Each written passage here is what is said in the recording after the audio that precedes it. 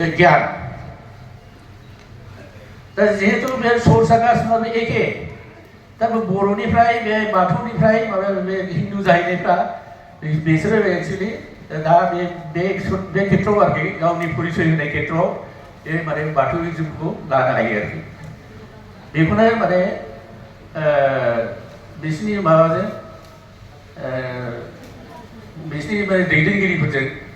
एसे माबा खालामनानै डिसकास खालामनानै माबा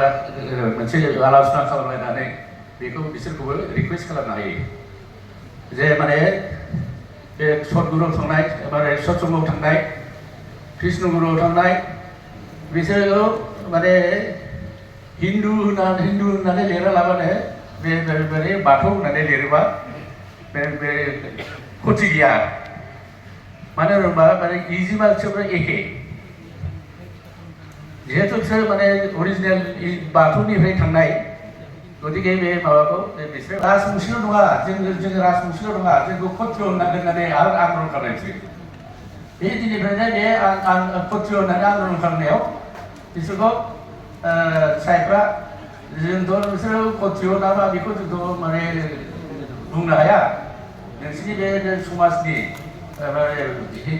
हिन्दु महासभा ब्राह्मण महासभा बेहाय बे केसखौ रेफार खालामहरबाय दा ब्राह्मण महासभानिफ्राय बिसोरखौ खत्रिय जानो हासिगोन नोंसोर खत्रिय जानो हासिगोन तबे नोंसोर ब्राह्य खत्रिय माने फिसा खत्रिय भाङा खत्रिय बेखौनो बिसोर लाबाय लानानै दा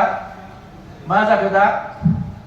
खत्रिय जानानै बिसोर माने हाइकास्ट जाबाय माने हाइकास्ट जानानै बे ब्रिटिश टाइमाव बिसोर मा सुजुग मोनखो बेखौ माने मोजाङै मिथिजोबा मोनाखै हयथ' बिसोर जेबो हाइकास्ट जानायबाबो बेनिफ्राय बिसोरनो माने ल' कास्ट जानानै शुद्र जानानै शिड्युल कास्ट होननानै बिसोरो माने स्वीकृति मोनो आरोखि वेस्ट बेंगलाव दा बिसोर माने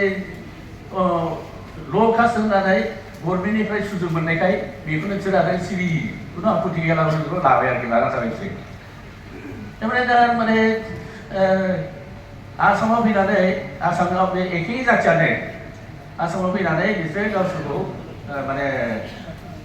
खत्रिय राजबंशी होननानै लाबोयो आरोखि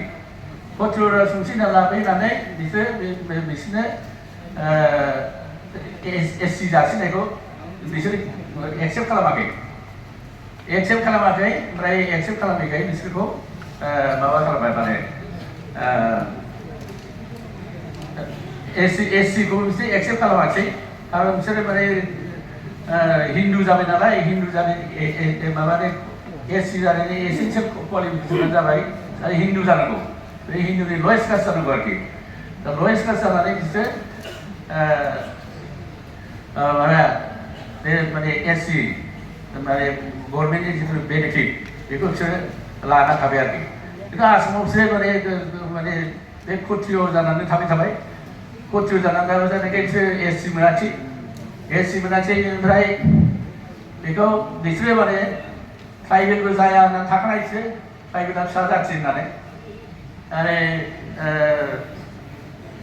ट्राइबेल लिगआ जेब्लानाखि ट्राइबेल लिग पलिटिकेल माबा पार्टि खालामो होमबा बिसोरखौ इनभाइट खालामदोंमोन जइन खालामनो बिसोर माने जइन खालामाखै आरो बिसोर ट्राइबेल जानो गोसो गैया फिसा जाथि होननानै आरो एससिबो जानो गोसो गैया बे फिसा जाथि होननानै बिसोर बिदिनो माने हाइ कास्ट जानानै बिसोर बिदिनो हिन्दु जानानै आरोखि बिसोर बिदिनो माने हिन्दुनि हाइ कास्ट जानानै बिसोर माने जेबो बेनिफिट मोनासै आरोखि थिग बिदिनो जों बर'फ्राबो जुदि बिसोरो माने बर' हिसाबैसो जोंखौ माने इन्डिजिनास माबा होननानै फेइथ गोनां बिदि होननानै जोङो माबे एसटि सायख'जादों शिड्युल ट्राइब सायख'जादों दा बेहाय जुदि जोंनि मानसिफ्रा सोरबा माबा हिन्दु जाहैयो होनोबा हिन्दु जाबाय जोंनि हिन्दु जाबाय हिन्दु होननानै जों डिक्लेयार खालामजोबोबा बियो बिसोर माने शिड्युल ट्राइब मोननाय नङा बिसोर मोनोबा बिसोर शिड्युल कास्ट मोननांगौ शिड्युल कास्टआव जाहैगोन हिन्दु जाबाय होनबाथाय बे शिड्युल कास्टआव जाहैगोन खिन्थु बे शिड्युल ट्राइब जानो मोनला आरोखि दा बिदिनो अनेक माबा दङ कनसिकुवेन्स दं आरोखि गतिके बे कनसिकुवेन्सनिफ्राय एसे साबधान जानानै थानाया मोजां बिसोरबो जेरै बे माबा माने हिन्दु जाहैनायफ्राबो बिसोर माने बाथौइजमखौ लेंनाया बिसोर सेन्सासाव लेंनाया आरोखि एटलिस्ट बेखौ सेन्सासाव नायनानै बिसोर माबा खालामो बे माने एससि माबा खालामनाया सिक्रिटि होनाया सेन्सासाव नायनानैसो खालामो दा बे सेन्सासावनो जों ओंखायनो बे जेसेबांसे जोंनि बे माबाफ्रा अरिजिनेल माने बर'फ्रा बाथौनि थांनायफ्रा बिसोर दा बे सेन्सासाव बाथौजों लेंबा बिसोराव माबा दङ सुबिदा दङ आरो माने जोंनि जाथिखौबो माने मोजाङै मोजां लाखिनायनि माबा जागोन